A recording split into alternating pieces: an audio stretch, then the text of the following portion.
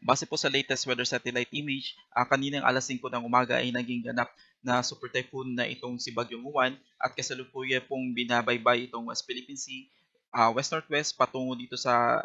eastern section ng Luzon landmass, and as of 7 a.m. kanina, ang kanyang sentro ay namataan sa layong 125 kilometers east-northeast of Virac, Catanduanes na may maximum sustained winds na 185 kilometers per hour malapit sa sentro at gustiness na umaabot ng 230 kilometers per hour. Kasalukuyan po itong kumikilos west-northwest sa bilis na 25 kilometers per hour at kung mapapansin po natin, malaking bahagi na po ng ating bansa ay nakakaranas na po ng mga pagulan at malalakas na hangin na dala po nitong si Bagyong Juan.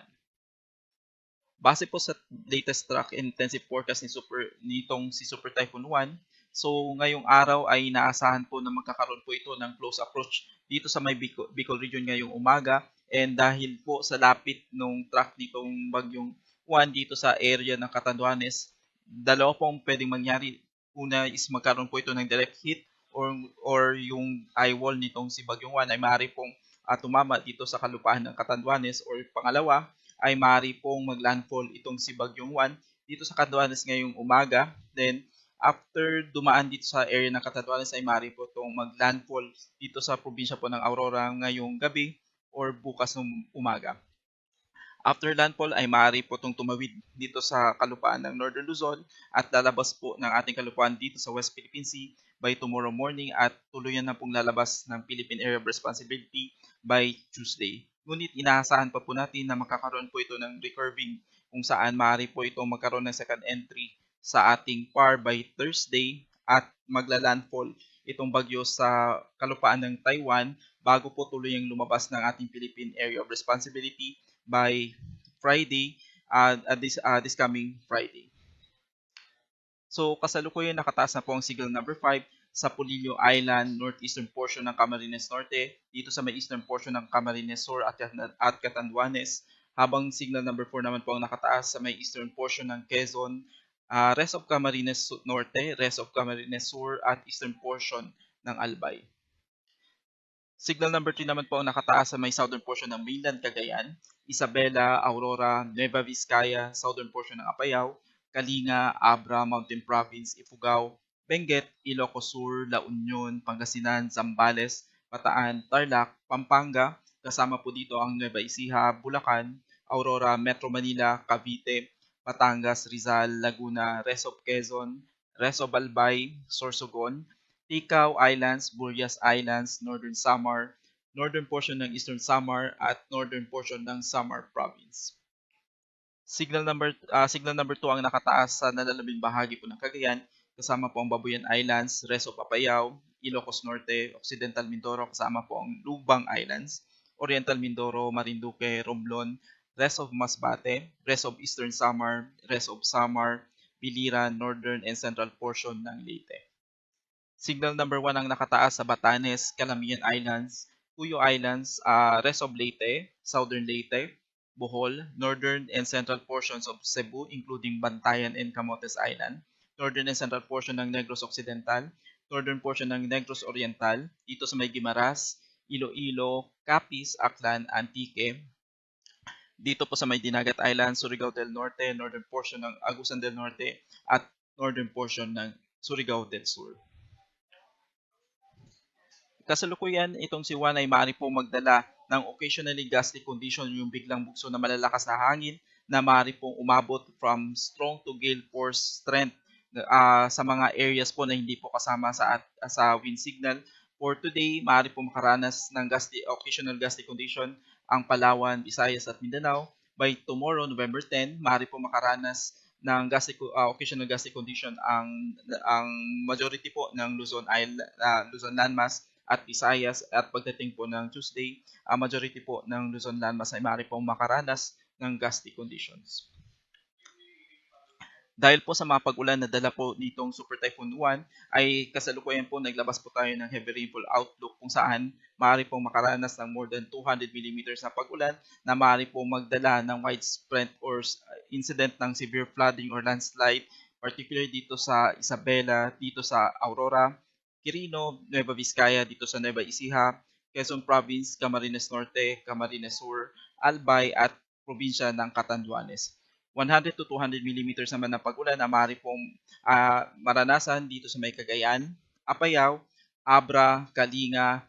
Mountain Province, Ifugao, Benguet, Nueva Vizcaya, Pampanga, Pangasinan, Tarlac, Zambales, Pampanga, Bulacan, Bataan, Metro Manila, Rizal, Cavite, Laguna, Batangas, kasama po ang Marinduque, Masbate, Sorsogon, Northern Samar, Samar Province, at itong Eastern Samar. Habang ina-expect naman po na makakaranas po ng 50 to 100 millimeters sa pag-ulan ang Ilocos Norte, Ilocos Sur, La Union, itong Occidental Mindoro, Oriental Mindoro, Romblon at probinsya po ng Leyte.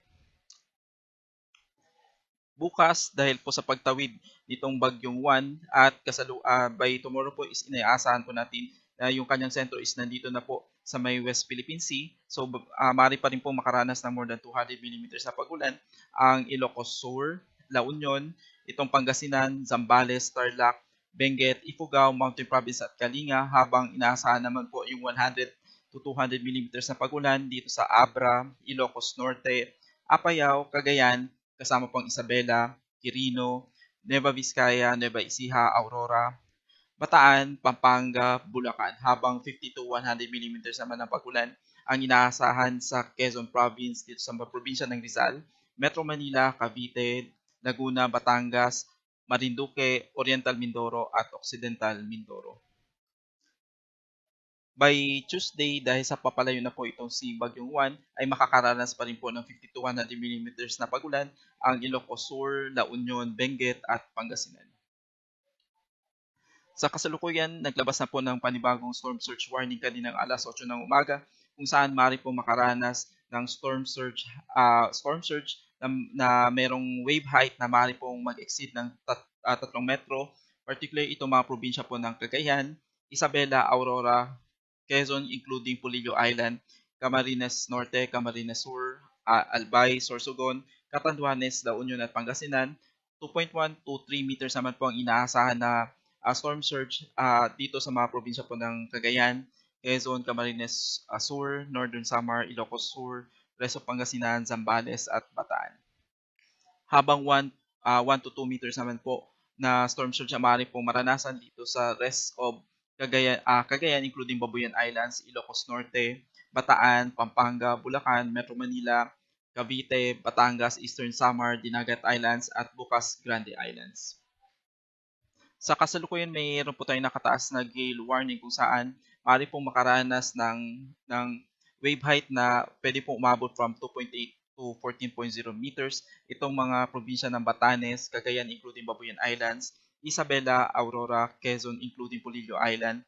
Camarines Norte, Camarines Sur, Catanduanes, Albay, Sorsogon, Ilocos Norte, Ilocos Sur, La Union, Pangasinan, Zambales, Bataan, Metro Manila, Batangas, Cavite, itong Lubang Islands, Marinduque, Masbate, Romblon, Northern Coast of Cebu including Batanes and Camotes Islands, Biliran, Leyte, Southern Leyte, Samar, Surigao del Sur, Northern Samar, Eastern Samar, Dinagat Islands, Surigao del Norte, kasama po ang Siargao at Bukas Grande Island. Kasalukuyan, may nakataas na po tayong mga heavy rainfall warning sa iba't ibang bahagi po ng Pilipinas, particularly sa Region 1, Region 2, Region 3. Nakataas na po ang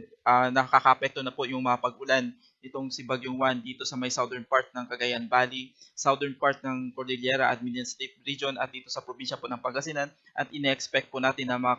magkakaroon po ng light to moderate with occasional heavy sa nalalabing bahagi po ng Region 1, Region 2 at Region 3. Dito naman po sa may Central Luzon, Metro Manila at Calabarzon, nakataas na po ang yellow warning dito sa southern part ng Quezon Province kasama po ang Polillo Island. Rainfall advisory or light to moderate with occasional heavy rain sa maaari pong maranasan dito sa nalalabing bahagi ng Quezon, dito sa Batangas, Cavite, Metro Manila, Rizal, Bulacan, Nueva Ecija, Tarlac, Pampanga,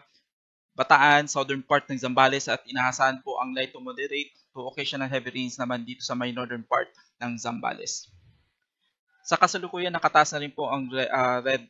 heavy rainfall warning sa malaking bahagi ng Bicol Region dito sa may Northern Samar, Masbate, habang nakataas ang yellow rainfall warning dito sa may Oriental Mindoro, dito sa Marinduque at dito sa Romblon. Sa Visayas, nakataas na rin po ang red rainfall warning dito sa malaking bahagi po ng Samar Island, dito sa may northern part ng Leyte,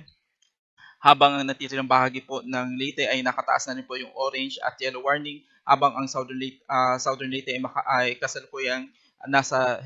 rainfall advisory. Habang ang northern part po ng Cebu Island at itong northern part ng Panay Island ay kung saan nakataas na rin po ang yellow warning, habang ang natitirang bahagi po ng Visayas ay makakaranas po ng light to moderate to occasional heavy rains kung saan nakataas po ang rainfall advisory. Habang sa Mindanao, malaking bahagi po ng Mindanao, particularly itong western section ng Mindanao, kasama po ang northern Mindanao at Caraga region ay makakaranas na rin po ng mga moderate to at times heavy rains na dala po nitong bagyo ngayong araw. Para po sa karagdagang impormasyon, maaari niyo pong bisitahin ang panahon.gov.ph para malaman kung ang inyong lugar ay kasama po sa mga areas na kung saan may nakataas pong na thunderstorm advisory at heavy rainfall warning. Para po malaman kung if ever ang iyong lugar ay kasama po sa mga high risk of landslide, storm surge, at flash flood, maaari nyo lang pong bisitahin ang hazardhunter.georis.gov.ph